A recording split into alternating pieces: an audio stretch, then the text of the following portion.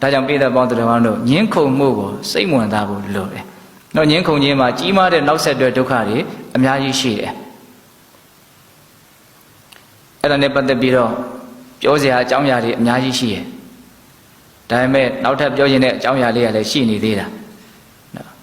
ဒါပေမဲ့မဖြစ်မနေလေးပြောချင်တာတခုကငင်းခုန်တယ်ဆိုတာ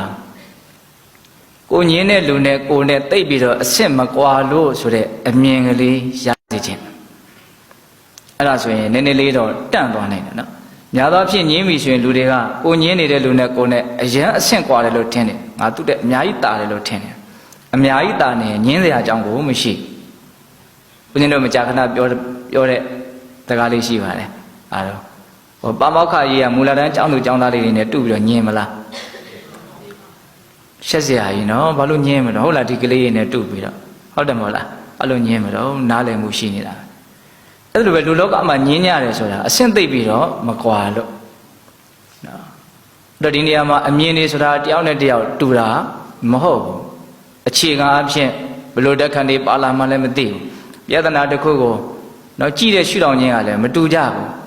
အစွဲလေးတွေကိုအခြေခံပြီးတော့ကြည့်တဲ့ရှုထောင့်ကဘယ်တူမလို့ तू ကဘာကိုစွဲထားမှမသိဘူးဟိုကလည်းဘာကိုစွဲထားမှမသိဘူးအဲ့တော့သူ့ဘက်ကကြည့်တော့ तू မှန်ကိုယ့်ဘက်ကကြည့်တော့ကိုမှန်တကယ်တခါလေးဘယ်သူမှမမှန်တာလည်းရှိတယ်မတခါတလေကြောက်လဲကြံကြံဖန်ဖန်နှစ်ယောက်လုံးမှန်နေတာလည်းရှိတယ်အသေးကြတာကတော့လောကလူသားတွေရဲ့အမြင်ဟာဘာနဲ့တူလဲဆိုလို့ရှိရင်ဟိုငယ်ငယ်တုန်းကဦးဇင်းတို့သင်ရတဲ့ဦးဇင်းတို့အရွယ်လေးဆိုရင်ဘယ်တန်းလဲလဲတော့မမိတော့ပါဘူး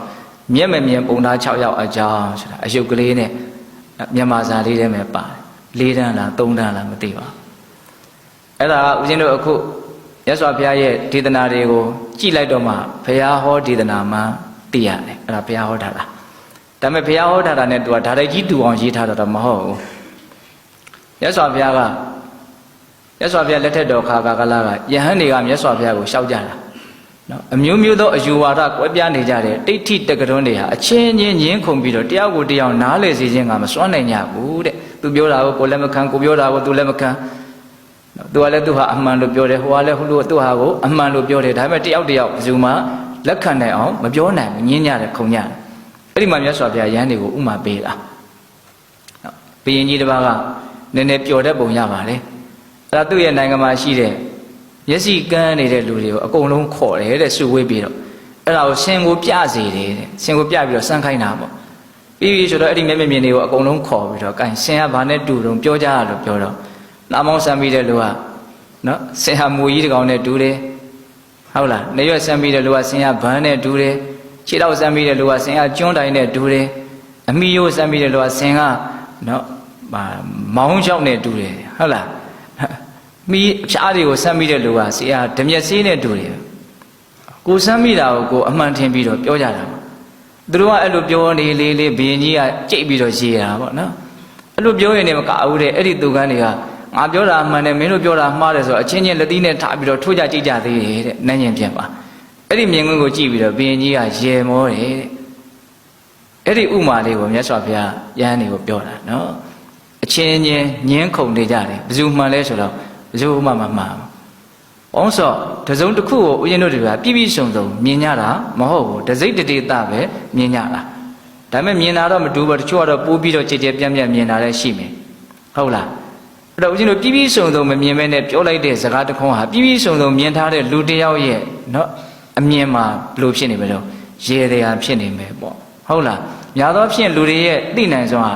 နော်တစိတ်တဒေတာတော့ပဲသိနိုင်ကြတာများပါပဲ။ဒါကိုဦးဇင်းတို့ကကိုယ့်ကိုယ်ကိုလည်းနားလည်ဖို့လိုမယ်နော်ဒါကြောင့်ကိုပြည့်ပြည့်စုံစုံမသိနိုင်တဲ့နယ်ပယ်ကိုဆရာကြီးလှုပ်ပြီးတော့ကိုယ့်ကိုယ်ကိုအထင်မကြီးဖို့လည်းလိုတယ်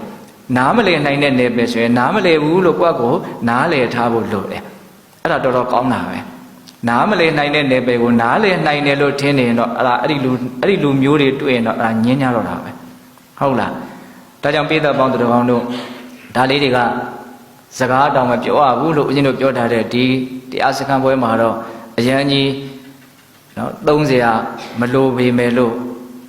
ကြံတဲ့ဘဝလက်ကြံအချိန်တွေမှာမငင်းနဲ့ညင်းတာဟာအလွန်တရာမှအန္တရာယ်ကြီးတဲ့ဘေးဖြစ်တယ်ဆိုတဲ့ဒေသနာဟာအများကြီးတန်ဖိုးမရှိဘူးလားရှိမယ်နော်